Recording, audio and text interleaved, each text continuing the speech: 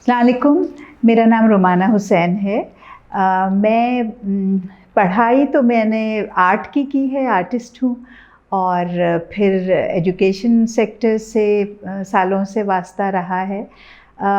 और लिखने लिखाने से भी अब तो तकरीबन मेरे ख़्याल से 30 साल हो गए। तो मैं बच्चों के लिए, बल्कि ज़्यादा हो गए जी, तो मैं बच्चों के लिए किताबें मैंने बहुत सारी लिखी हैं, और बहुत सारी इलस्ट्रेट भी की हैं, 60 से ज़्यादा हैं वो। और बड़ों के लिए मैं जो अंग्रेज़ी के अखबार हैं और मैगज़ीन्स हैं उनमें लिखती हूँ, और 2 किताबें मैंने कराची के लोगों के बारे में लिखी है। तो एक तो ये यहाँ पर मेरे पास है, कराची वाला, अ सब continent with in a city, और दूसरी कहलाती है street smart professionals on the street. तो बस ये काम है मेरे। और मैं बात करूँगी जो हमारे यहाँ मुख्तलिफ़ बिरादरियाँ हैं, मुख्तलिफ़ कम्युनिटीज़ हैं, वो इतनी ज़्यादा हैं कि हालांकि मेरी ये किताब 330 सफ़े की है, और इसमें मैंने कोशिश की, घर घर जाकर मैं लोगों से मिली और उनसे बात की, और मैंने कोशिश ये की कि जितने उनके जो रस्म व रिवाज हैं ना, जो ट्रेडिशंस हैं, उनके रस्म व रिवाज हैं, रिचुअल्स हैं, उनकी जो हिस्ट्री है, क्योंकि कराची बाय एंड लार्ज एक माइग्रेंट शहर है, लोग कहीं ना कहीं से आकर बसे हैं। ओरिजिनल जो लोग हैं, बासी हैं कराची के, वो तो हैं, लेकिन ज़्यादा जो लोग हैं, और आपको मालूम है कि हमारा शहर अब बढ़कर कोई कहता है 2.5 करोड़, कोई कहता है 3 करोड़ से भी ज़्यादा, और जो सेंसस के फिगर्स हैं वो कुछ और हैं। तो बहरहाल बहुत बड़ा है, इस बात में तो कोई शुबे की गुंजाइश नहीं कि बहुत बड़ा शहर है, दुनिया के सबसे पॉपुलेटेड तरीन शहरों में हमारा शुमार होता है। तो मैं यहीं पैदा हुई, मैं कराची में पैदा हुई 1952 में, 1952 में। तो इस साल मैं हो जाऊंगी 70 साल की। सो आई हैव हैड रियली, जिसको कहते हैं ना, front view of this city. इसको मैंने बढ़ते हुए देखा है। कराची में बड़े लेयर्स हैं, जैसे आप एक जब समझ लीजिए प्याज लेते हैं ना, उसके आप उतारते जाते हैं लेयर्स, और निकलती जाती हैं चीज़ें, तो इसी तरह हमारे शहर में बहुत सारी अच्छाइयाँ हैं और बहुत सारी बुराइयाँ हैं। अच्छाइयाँ ये है कि जितना डाइवर्स ये शहर है, जो पूरे सारे पाकिस्तान में किसी शहर में इतनी डाइवर्सिटी नहीं है, यानी इतनी रंगारंगी नहीं है, इतना तनव्वुर नहीं है, जितने लोग जगह जगह के, जो मुख्तलिफ़ ज़ुबानें बोलते हैं, जिनका पहनावा मुख्तलिफ़ है, जिनका खाना पीना मुख्तलिफ़ है, जिनका रस्म व रिवाज मुख्तलिफ़ है। तो ये इसी शहर का करिश्मा है कि यहाँ ये खींचता है अपनी तरफ सबको। सबसे बड़ा शहर है क्योंकि, और समंदर है, वो भी उसके बढ़ने की वजह तो यही है कि शुरू हुआ, यानी जो माहीगीर कम्युनिटी है, जब मैंने उनसे बात की तो वो कहने लगे कि असल बासी तो हम लोग हैं, हमने शुरू किया ये शहर, जो बिल्कुल सच बात है।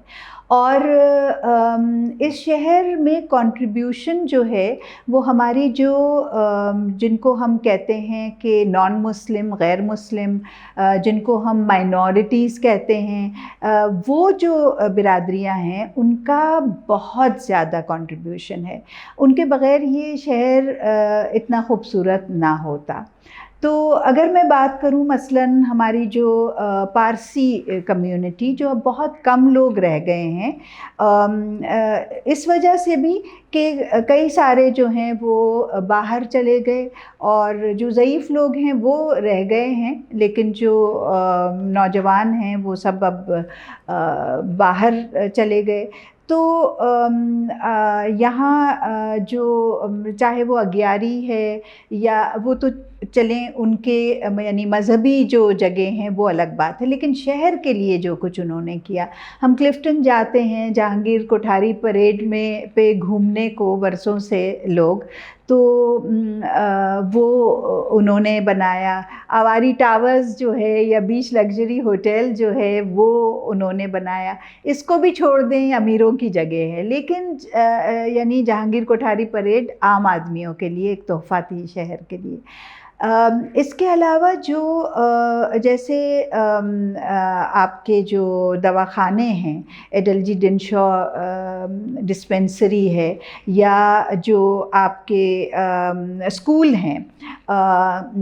ماما پارسی گرلز اسکول ہے، بی وی ایس جو بوائز اسکول ہے، یہ انہوں نے قائم کیے۔ تو کئی چیزیں یہاں پر، اور جب میں ہوٹلز کا نام لے رہی تھی تو میٹروپول بھول گئی، وہ بھی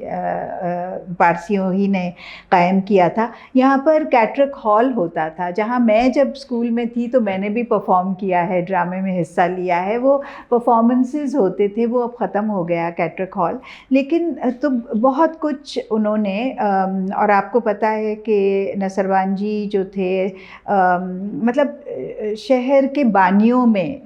ان کا شمار ہوتا ہے۔ اسی طرح سے جو کرسچن کمیونٹی ہے، چاہے وہ پروٹیسٹنٹس ہیں چاہے کیتھولکس ہیں، انہوں نے کراچی کو بنانے میں بہت بڑا ان کا بھی رول ہے، اور انہوں نے بھی جو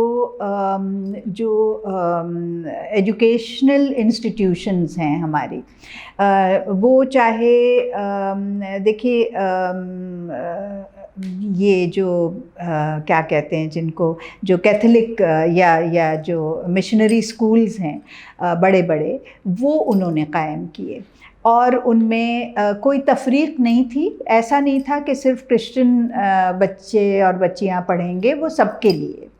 ٹھیک ہے۔ تو یہ جو ساری چیزیں ہوئی ہیں، اسپتال بنانا اور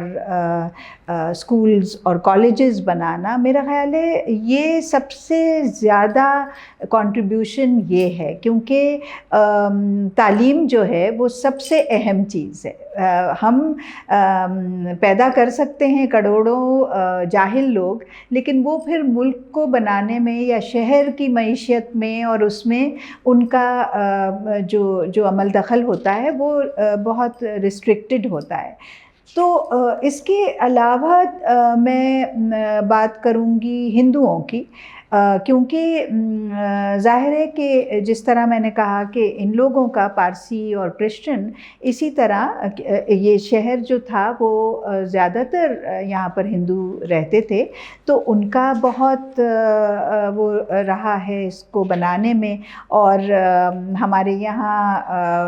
ایک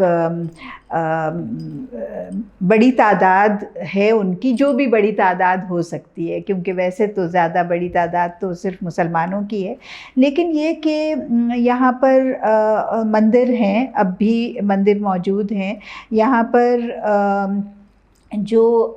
سکھ ہیں وہ بھی رہتے ہیں یہاں، جو جین ہیں یہاں، جو بہائی ہیں یہاں، اور مسلمانوں میں اس قدر اتنی زیادہ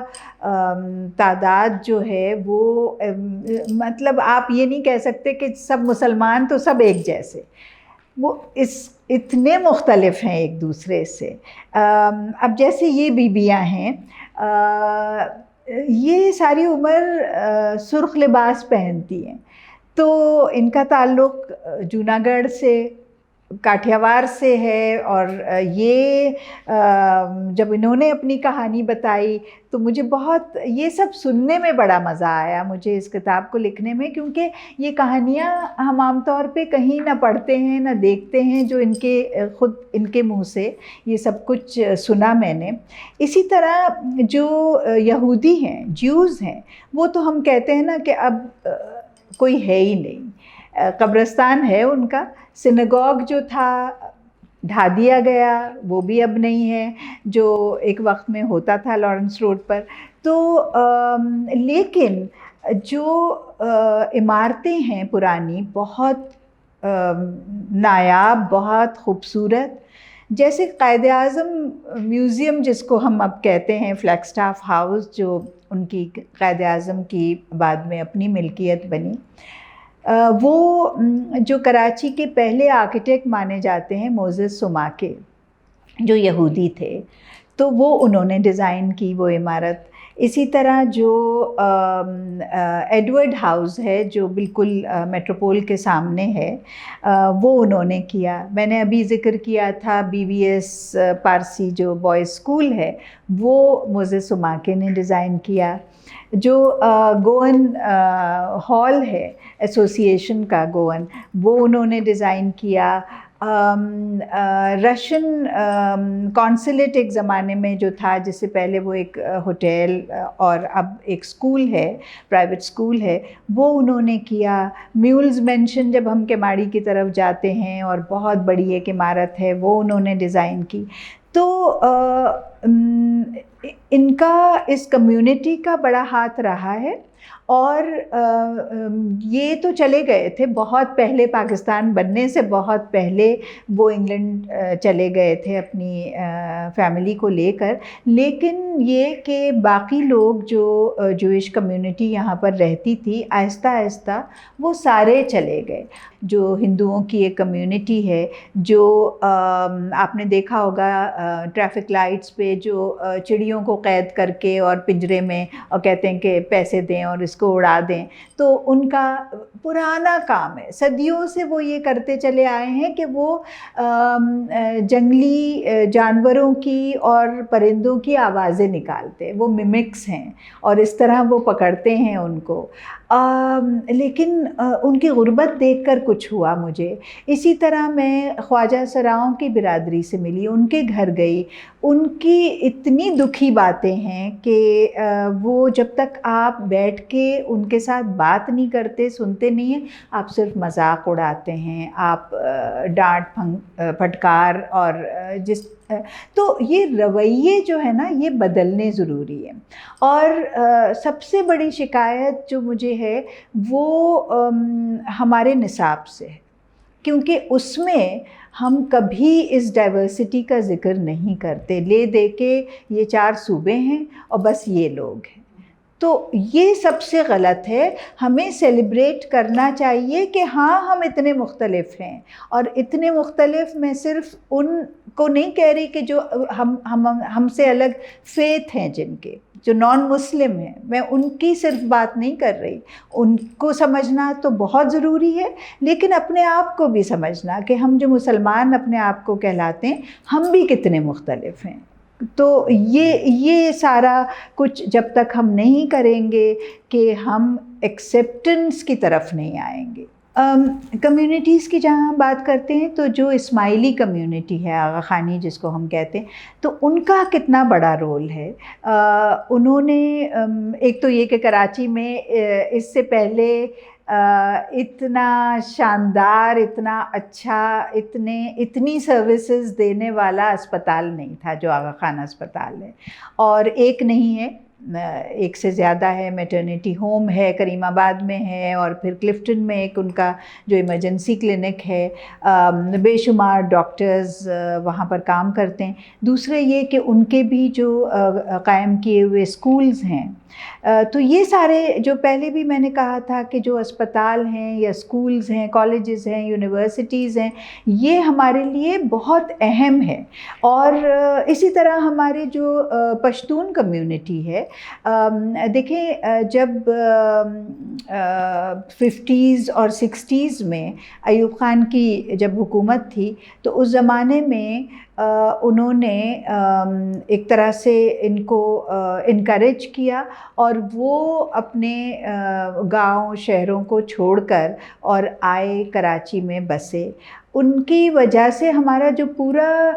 جو ٹرانسپورٹ انڈسٹری ہے ہماری، تو وہ ان کی وجہ سے ہمارے، یعنی یہ محنت کش لوگ ہیں جنہوں نے ہمارے لیے نہ صرف ٹرانسپورٹ چلایا بلکہ سڑکیں بنائیں، بہت کچھ کیا۔ آپ آج بھی دیکھ لیں، اگر چوکیدار ہوگا تو تو وہ اس کمیونٹی سے اس کا تعلق ہے، مزدور ہوگا وہ اس کمیونٹی سے ہے، اور ظاہر ہے پڑھے لکھے بھی ہیں، تو ان کا یعنی ان سب میں ہر کمیونٹی کا عمل